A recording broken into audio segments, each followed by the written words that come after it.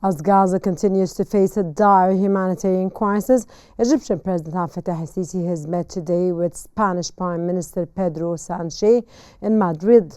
The two leaders held talks focused on the reconstruction of Gaza, reaffirming their commitment to ensuring Palestinians remain on their land and that the two-state solution is implemented.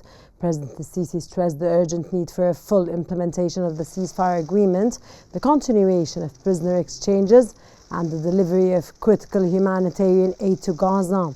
He reiterated Egypt's commitment to supporting the creation of a Palestinian state and advancing the early recovery and relief efforts in Gaza. Prime Minister Sanchez expressed Spain's strong opposition to the displacements of Palestinians and emphasized Spain's support for Egypt's plan for Gaza's reconstruction. He also pledged full support for the upcoming Arab Summit in Egypt, which will address the rebuilding of Gaza while ensuring the Palestinian people's rights are protected.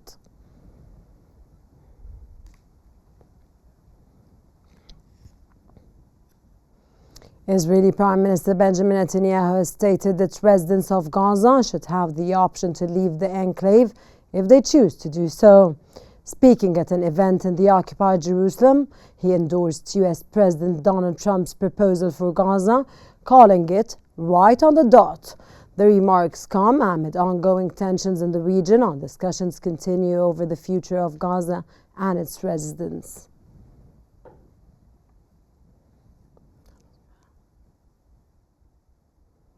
Israeli opposition leader Yair Lapid has strongly criticized Prime Minister Benjamin Netanyahu's government, calling it responsible for Israel's worst disaster in history. Speaking in the occupied Jerusalem, Lapid said that the government has harmed security, the economy, and politics. He also warned that the opposition would persist in the efforts to oust Netanyahu and expressed fears that Finance Minister Bezalel Smotrich's resignation threats could derail the next phase of the ceasefire agreement.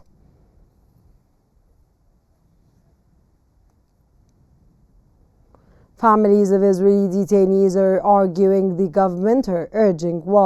government to move forward with the second phase of the detainees exchange deal, warning that dozens of lives are at stake.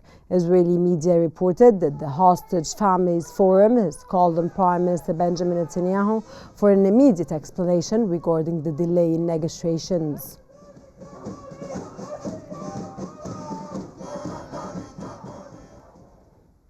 Hamas is set to hand over the bodies of 4 Israeli detainees on Thursday as part of the first phase of the ceasefire agreement.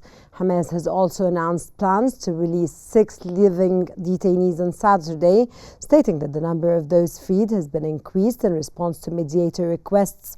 According to Hamas leader Khalil al-Haya, among these set for release are Hisham al-Sayed and Avera Mengistu, who were held in Gaza before the outbreak of the war.